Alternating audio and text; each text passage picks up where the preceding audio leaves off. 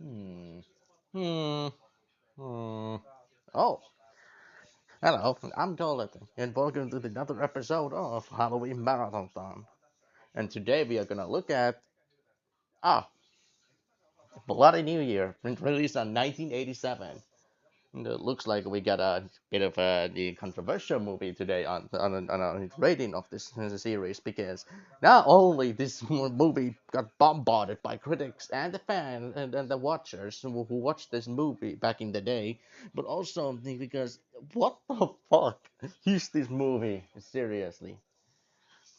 Now, obviously, this is the second episode already, and we are going already from modern day to the bit older days. But that's what's going to happen in this marathon probably a lot, because I really want to look at every single movie what I can on this marathon, because well, there's a lot of days left, and there's like franchise still to do.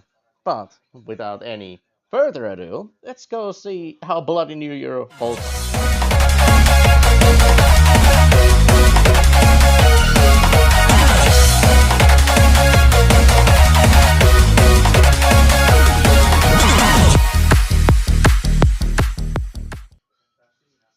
This movie is easily the biggest. What the fuck was this movie?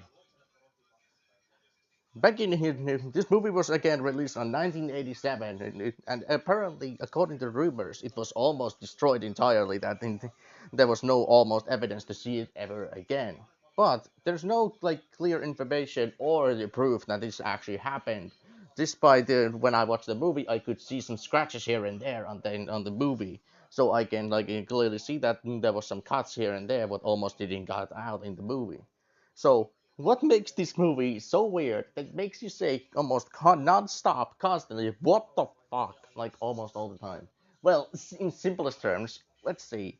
We got very humorous music. We got a romance music. We got a New Year setting. We got a mansion stuck in time setting, which is cool. We got a table monsters. What the fuck?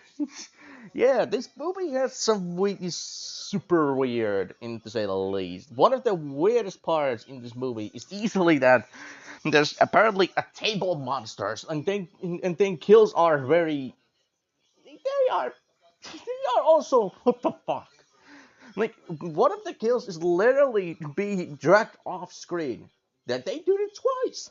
Then another kill is that if they one man punches one of the main characters into the guts, and then suddenly they turn into a zombie. Like again, this movie makes you question what kind of things that developers slash directors were doing. Like what kind of stuff they were in eating and such. Do you think some stuff like that?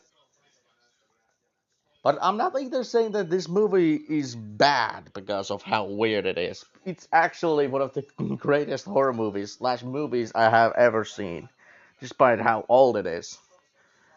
And obviously the music slaps so hard. But unlike Viking Oven, I didn't have boring time to watch this. I actually had very fun time watching this, despite questioning constantly what the fuck was going on in this movie. In Viking Open, you just almost slept, falling asleep almost constantly. While in Bloody New Year, you just can't but just watch the movie and point out what the hell was happening in the screen, and imagine like the meetings in the room where the directors and writers, producers were talking about how to make this movie. I just like to imagine what kind of a horror movie they would have wanted to do, but then it went to south. Now, obviously, I'm not biggest the movie nerd ever that I'm going to like go into history and such. So if you want to go see the history of it, just go watch Dead Means Kill Count about this movie. But my own opinion about this movie is very simple: dumb fun. It is dumb fun.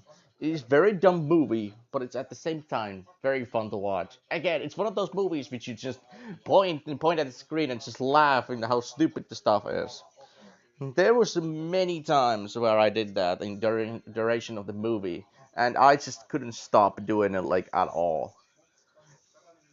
Like again, table monsters, zombies, and weird choice of music and scenes. some of the scenes which goes for on go on forever, and but then they just put suspenseful music on them, but then you think it fixes the scene, but like what the? But I'm not saying either this movie is perfect. Sure, it's very fun, but it has its problems. Again, the screen tears here and there. The acting is very questionable here and there. But it doesn't mean that it's Viking Owen bad, because Viking Owen actually had good actors in that time. But this movie is very good on its own regard. Plus, let's remember how old it is. So if I have to personally give the rating to this movie, which I will give every single one, so for now, is that I would give it professionally 8 out of 10. It's very good movie, but not 10 out of 10 stuff what we are looking at here. But this is like massive step up from the Viking Oven, which I just despised a lot. And then if they in a review didn't like do it justice enough. So here it is, the Bloody New Year preview on the Halloween movie marathon, which continues again tomorrow.